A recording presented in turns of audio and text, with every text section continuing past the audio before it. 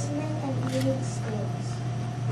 Okay, so we are going to talk about what it means to be a good listener and what it means to use information that we hear and that we see to gain information about different things. So yesterday we came across some topics that were really interesting to us. And I'm going to find some video clips that we're going to watch this week, and we're going to learn about different careers. But before we do that, we need to know what a good listener is, and we need to know how to use information we see the best way that we can. Okay. So we'll sit down in the chair, okay? Miss Coleman's going to videotape us for just a couple minutes. Hopefully we can redo it. I forgot to put a little sign on the door. Since you cannot talk to Miss Coleman, she is taping. Go that way. Yes, I do. Okay, we read it again. Read out. Okay. Today we are going to learn about what a good listener is and what we can do to use the information we see and hear in everyday life to become more knowledgeable about certain topics. So Bryce, can you please read the reading goal again for us? I can identify appropriate listening and viewing skills. Okay, so we're going to talk about being a good listener today and also about what we can do when we watch a video clip to get the most information out of that video clip. And yesterday we talked about different careers that you thought were really interesting, and we made a list up on the board yesterday. And a lot of different careers came up that we're going to watch some clips about this week, and we're going to learn more about the different careers that we were talking about. So sometimes we can get information out of a book, and sometimes we can get information from watching a video clip. You know that I use YouTube all the time, and if I don't know the answer to something, I might pull up a video and learn more information about it, or I might use a search engine and find a picture. Maybe we don't know what a certain thing is, like when we were doing science and we didn't know what a certain fish was. And we pulled that fish up and then we learned more about it. So things that we see aren't always going to be in a book. Sometimes they're going to be on the computer, sometimes they're going to be on TV, and we learn from that information all the time. So the first thing we're going to do is we're going to make a list trying to figure out what it means to be a good listener. Now you all are really good listeners, so I know that you can give me some good ideas about who or what you do to be a good listener. So let me pull up a document really quickly. And, oops. Make it a little bit bigger so you guys can see. So good listeners, or good listening skills. Can everybody see that? Yeah.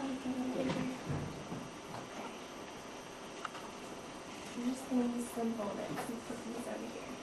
Okay, so what do you do when you're a good listener? Like say you're in class and we're talking about something, or you're watching your favorite TV show, or you're watching a video on something that you want to learn more about. What do you do to be a good listener?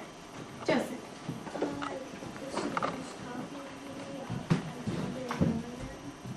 Oh, so if someone's trying to distract you, you try to ignore them? Okay.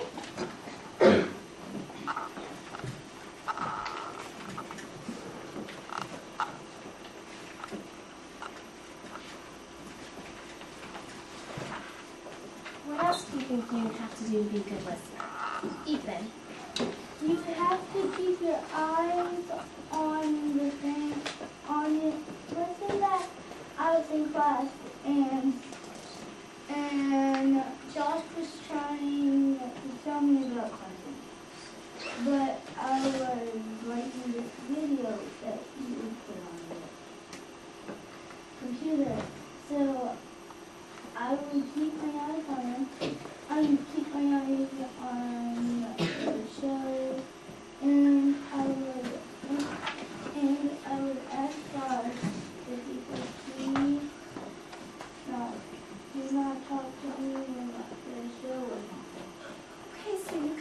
what Joseph said about say Josh was distracting you, you'd have to kind of ignore him and keep your eyes on what you're supposed to be listening to. Yeah, but I was asking.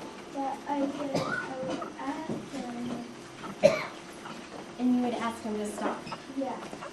Or, Very good point. or I could let him watch the show with me. Or you could watch it together, try to refocus him. Timmy, what do you think? Don't talk about anybody else. Yeah, don't talk while someone else is talking. So if you're listening to a person, you don't want to talk over them. What else? Caitlin. Keep your eyes on the teacher. Keep your eyes on the teacher. Okay, I'm going to go up here and I'm just going to put teacher in parentheses because sometimes you do have to listen to the teacher and you have to keep your eyes on that person, but not just the teacher. What if you were up here presenting and we were supposed to be listening to you? Where would our eyes have to be? Where would they have to be? On you. They'd have to be on you, wouldn't they? Because you are the person we're supposed to listen to.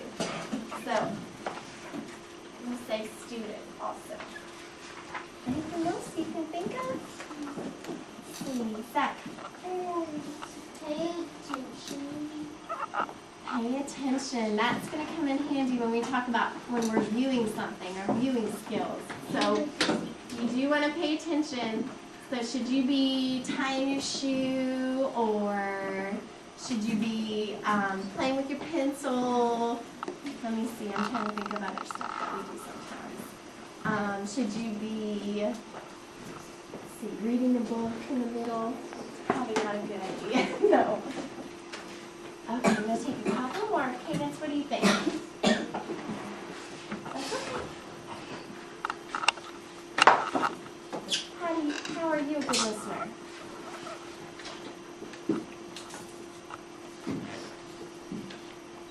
Look at our list and see if we can add anything to it.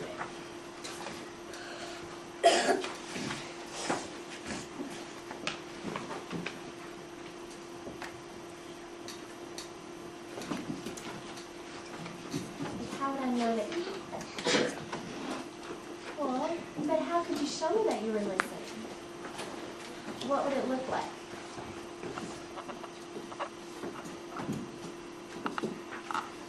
You could be like slouched in your chair and leaned over and all that stuff if you're supposed to look at on the board. Probably not. So you have to either like sit up and focus on what you're supposed to listen to. Let's do one more. Grace. Participate. So I know you're listening if you can participate and prepare. The 6 P's. Participate and let's put be prepared. So this is a pretty big list, isn't it? Let me read over some of the great things that you said. Okay, if someone is distracting you, you ignore them. Keep your eyes on what you are listening to. So if it's a teacher or a video or the student, you have to do that. Don't talk when someone else is talking. Pay attention. Sit up and focus. Participate and be prepared. That's a pretty long list, isn't it? Okay, we might have to add to that list a little bit this week, a little more this week, but I want you to kind of shift your brain to think about viewing. What does it mean when you view something? What does that mean, Faith?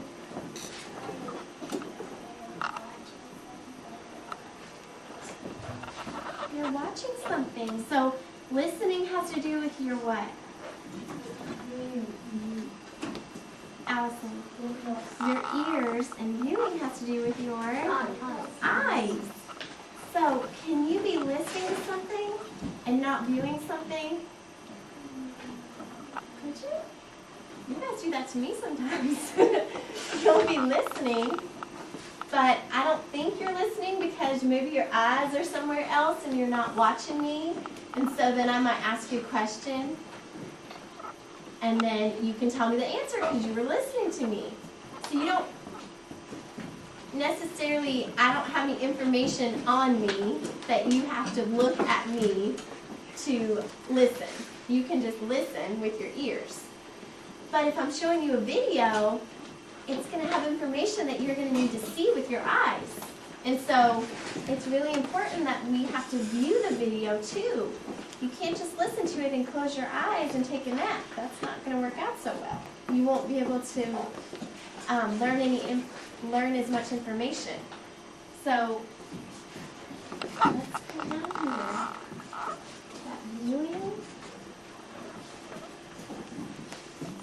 equals using your eyes, and listening equals using your ears.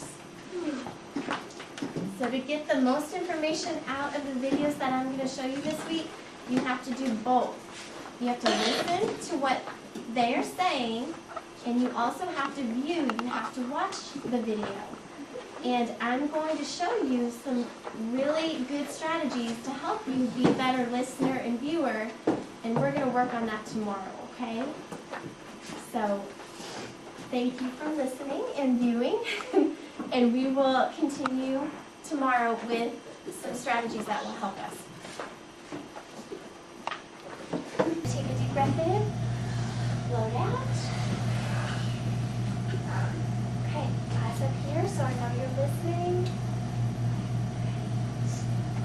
Okay, on Friday we talked about some listening skills and some viewing skills. And a game that came to mind that is a game that you have to have really good listening skills for is Simon Says. So to start out today, I want you to push in your chairs and stand up. And I want to see if you've learned some good listening skills from Friday. Okay, I'm going to start out. Simon Says, touch your nose. Simon Says, touch your belly. Touch your ears. Oh, I got Joseph and Cadence and Timmy. Oh, okay. Timmy and Joseph. You can sit down in your seat. Okay, Simon Says touch your elbows. Stand on one foot. Put your foot down. Simon Says jump up and down. Stop. Oh, I got you. I got you back. And touch. Okay, Simon Says stop. Simon Says touch your knees. Simon Says touch your head. Simon Says pat your head and rub your belly. Stop. Simon Says stand on one foot. Simon Says stop everything. Put your arms down. You all are very good listeners. You can sit back down in your seat.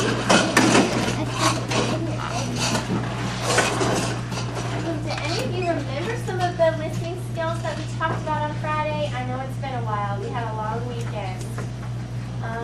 Alina, what was one that you remembered? When someone's talking to you and you're like watching something or reading something, then tell them that I'm trying to do my work. And you can tell me. So if I know that you're listening, what would you be doing if someone's trying to talk to you?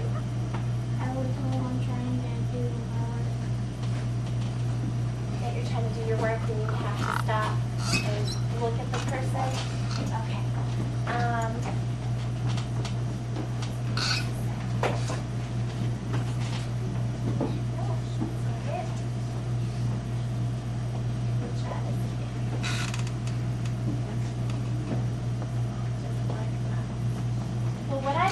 I took what we came up with on Friday, our listening and viewing skills, and I cut them apart and I put them in this bucket. So what we're going to do is we're going to kind of play a little bit of charades where each group is going to come and they're close our eyes and pull out one of these listening skills. I'm going to give you guys a couple minutes to talk with your group on how you would act that skill out.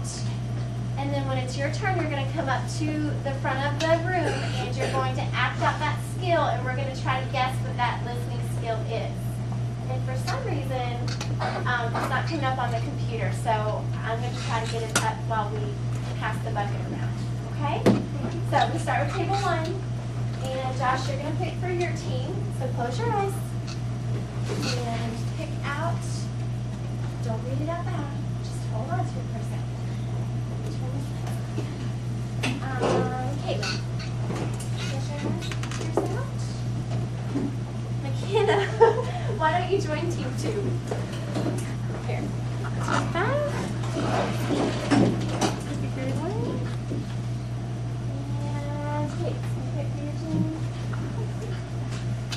Now when I say go, you can get started and you can figure out how you would act this listening skill out. Okay? On your mark, get set, go.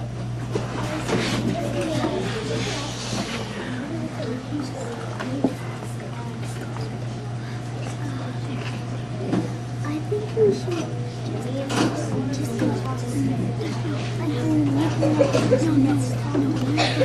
never say do something if you do it differently. How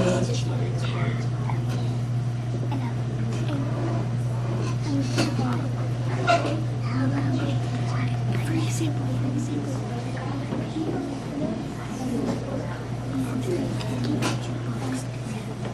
and we can do that.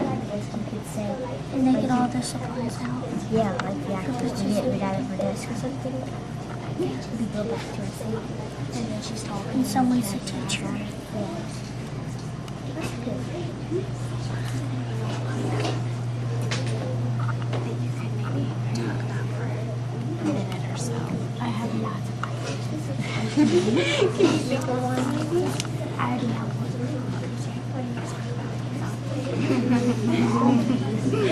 Wow, can we maybe do something with school? A topic that we can talk about at school? Because I don't really go up and talk about zombies, do I? Maybe what work up on. Okay. So what are some people that work out high?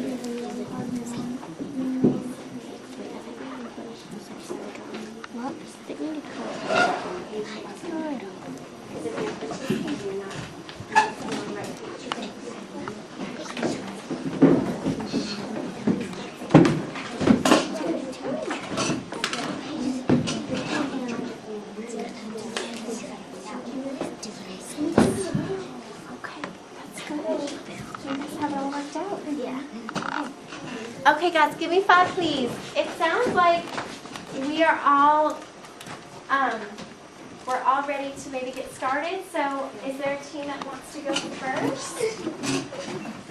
I put this up just to give us kind of a reference that we can look at in case you don't remember what they were from Friday. I've got these up here so we can decide which one the team is acting out. So team 5, you guys ready? Okay, team 5 here. You need to be a good listener, so show me what that is. And give us 1 minute.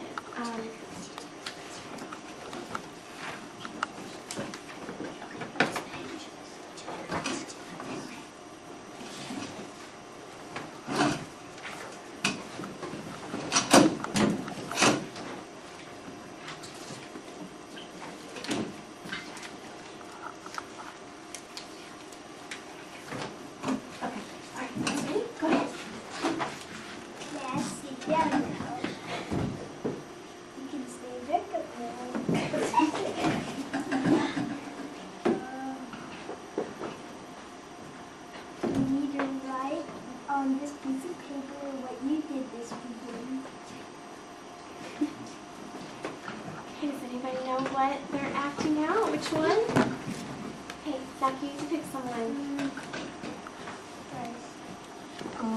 I'm gonna guess that it would be pay attention. Yeah. Good job.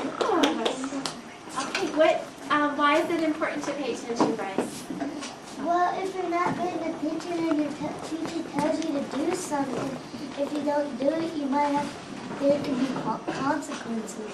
Might be consequences, or you might not know what to do. Sometimes I get that look. Okay, let's see. Another team. Anybody else ready? You girls want to go? Yeah. All right.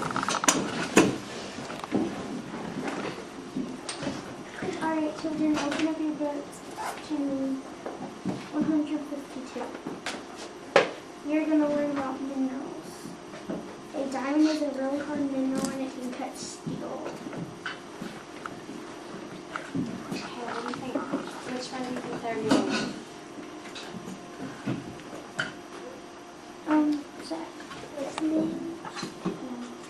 Well, they are listening, but which one of those skills are they doing? Haley, don't talk while someone else is talking.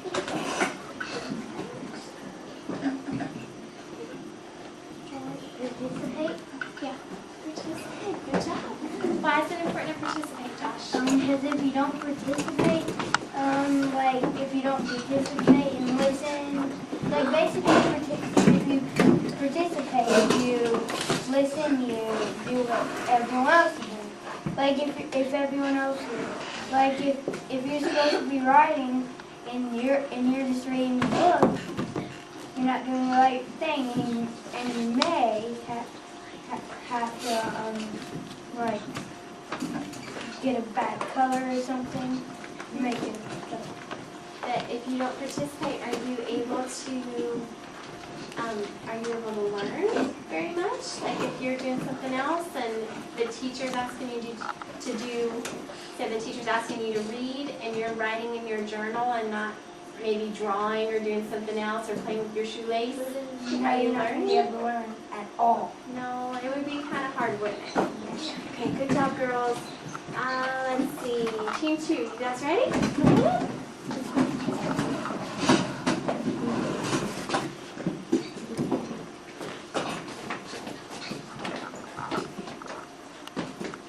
Okay, class, go get your writing notebooks and get ready for writing.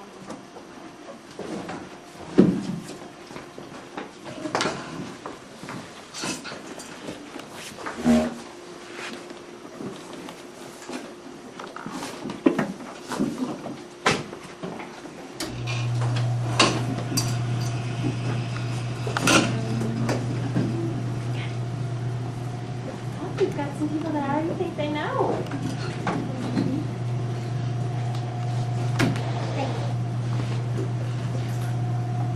Prepared? Yes. Prepared. Good job. Be prepared. Why is that important, Faith? Because if you're not prepared when the teacher says, like, go get your writing notebook, you're not going to be prepared. You're not going to be ready for the activity that they're doing. Very good. You're not going to be ready for the activity that we're getting ready to do. Last but not least, come on, boys. See what you got.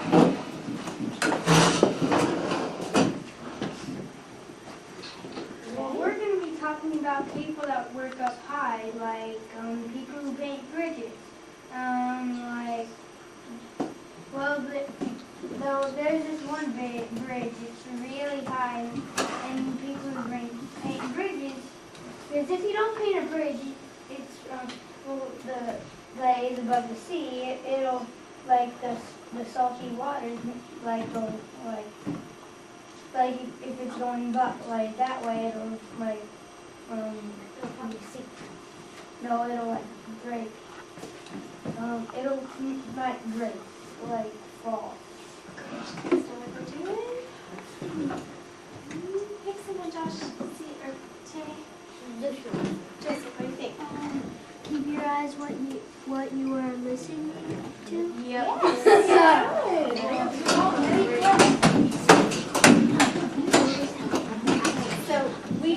act out all of them, but those are some really important things that you need to do when you are listening, just like we came up with on Friday. Does anybody remember what the difference between listening and viewing is? Allison, do you remember? You might not be like looking at this closely, but you might be listening. And when you're viewing something, you have to look at it, or you just don't know what you're talking about. You have to look at it. So you use your eyes when you view, and you use your ears when you're listening. And a lot of times we use our eyes and our ears when we're listening, don't we? Okay. So what we're going to do today is I'm going to switch back over to my main idea.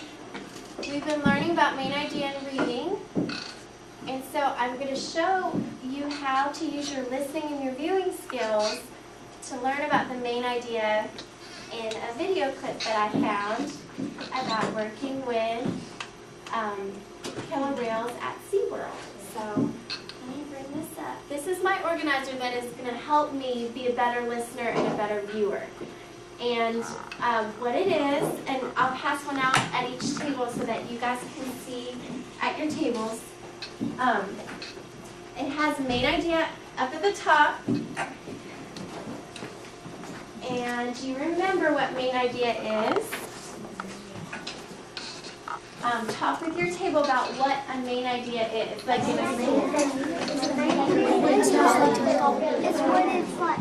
The main idea is what it's like a main say the main thing or a question.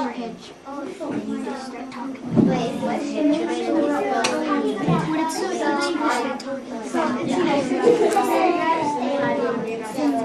okay, come back to me. I was at table 2 and they came up with some really good examples. McKenna was saying it's what you're mainly talking about or the topic. So you don't start talking about dogs and then start talking about horses and then start talking about kangaroos.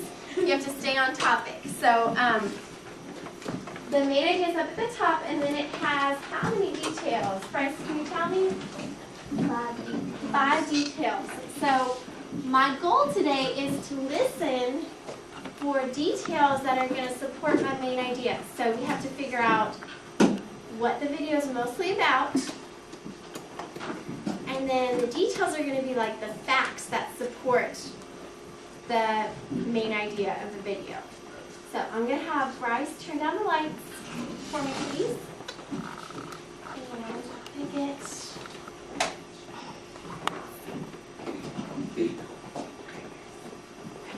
it doesn't work. Can I borrow a pencil? Thank you. And as I watch the video, I might stop the video and write down a fact or a detail that will support my main idea of the video.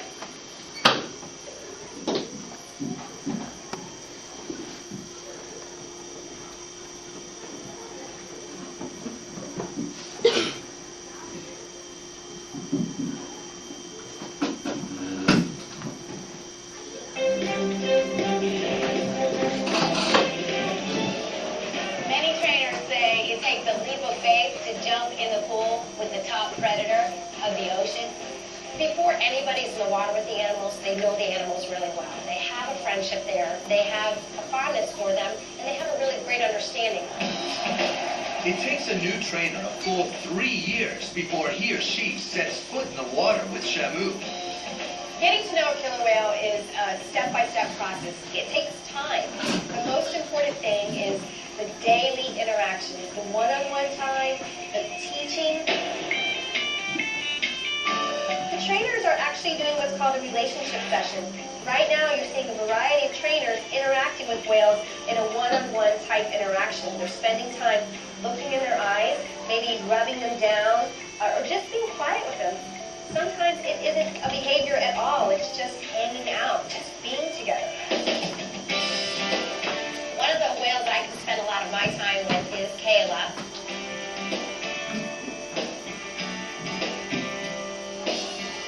She's an awesome animal, amazing, athletic, beautiful, sweet, and we have a really good friendship between us. And it's this bond that will get you in the water nose to nose and dog paddling with these giants. And once they're your swimming buddies, killer whales will take you for a killer ride. My favorite behavior to perform is a behavior that we call a rocket hop. And basically what we do is we go underwater with Shamu and we try.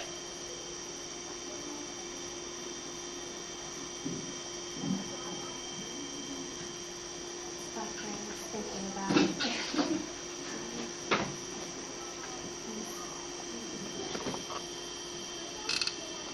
I'll stop it for just a second. Maybe it'll come back on.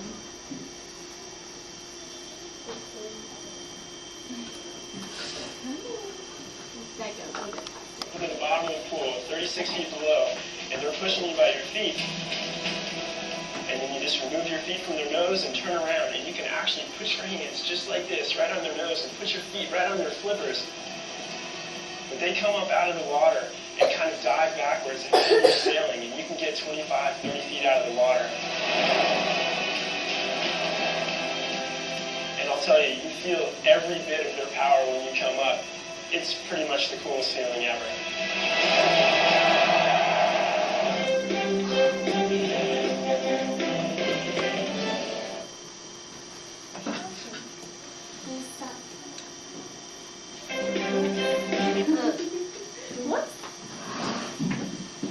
Okay, so on my organizer, just give me 1 second to finish writing what I was going to write for my last detail.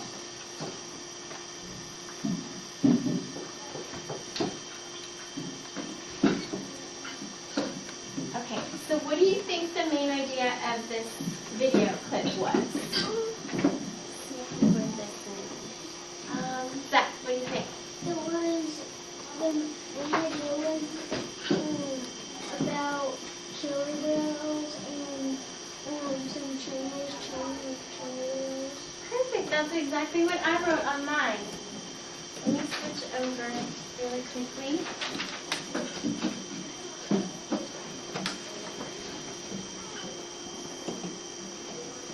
Okay, let me zoom on this one. Whoa, a little too far. Okay, the main idea, I just wrote down really quickly, training killer whales. That's what the video is mostly about, and then I'm going to read my details because it's a little hard to read those. So detail 1 is supposed to prove my main idea or support my main idea. So detail 1 says it takes a new trainer 3 years before stepping foot in the water. Do you guys remember hearing about that? Yeah.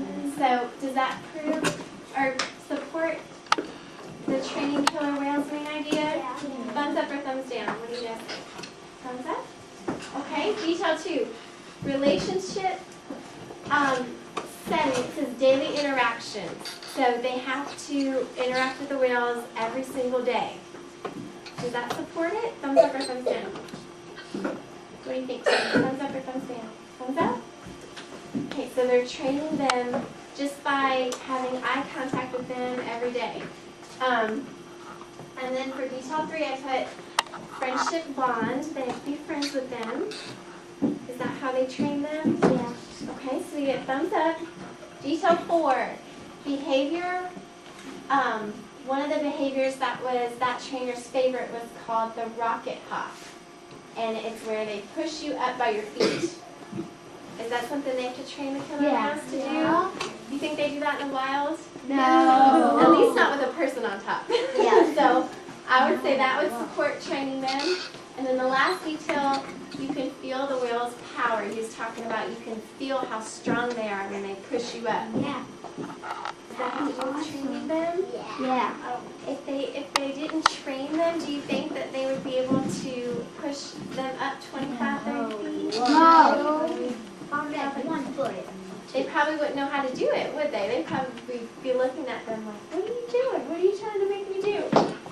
So, by listening and using my listening skills and using my viewing skills, I was able to come up with the main idea and 5 details that supported my main idea for this video clip. So tomorrow, what you're going to do is you're going to get to watch a video clip, and we're going to use this organizer to talk about it in our deep thinking circles.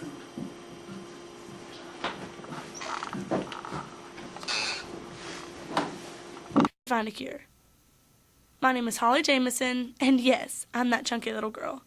I was born on March 25th, 1997. I was an all-American kid who loved sports and attention, but I didn't know my childhood would end so soon. When I was told I had diabetes, a million thoughts ran through my mind in an instant.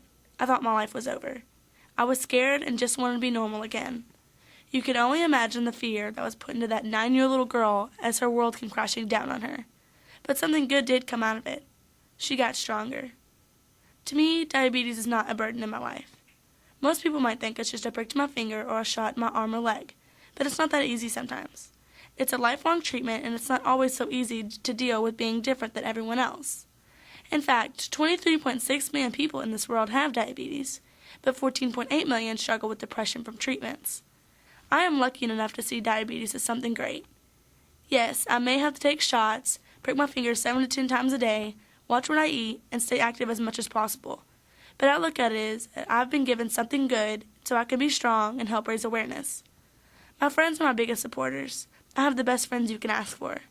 Everyone is always there for me. I deal with 7 to 10 finger pricks a day, 5 to 6 shots, and a 2-inch needle piercing my body every 3 to 4 days. The biggest thing I try to hide from everyone is my pain. I don't want anyone to look at me like I'm broken. In no way am I normal, but I am human. Some days are worse than others, when I just want to quit and say forget it. But I can't. It's my life, and the best thing I can do is keep my head up high and make the best of it. One day, there will be no more pain for me. I try every September to find a cure for juvenile diabetes, and I won't stop till there is. I participated in my first diabetes walk in September 2009. I was new to the whole raising money thing. My first year, I raised $800 for research. In 2010, $1,100. 2011, $1,200. And in 2012, I'm going even bigger for a goal of $2,000. My walks are my favorite part of the year. It's where a bunch of strangers come together to support something amazing, a cure for juvenile diabetes. With 2 siblings, it's not just all about me sometimes, but this is a day that's mine. Even though my body looks fine as a teenager, later on in my adulthood, I can suffer from many complications. These complications are triggered by many different things. Many being high glucose levels, low glucose levels, or even a change of temperature to my body. When I was diagnosed, my blood sugar was 756, and I almost went into a diabetic coma. My normal range or target blood glucose is 125, but I've also reached as low as 15, which is extremely dangerous. I've had many encounters with complications. I have had 4 seizures when I was 10, 11, 13, and 14. My seizures when I was 10 and 11 were not very dramatic.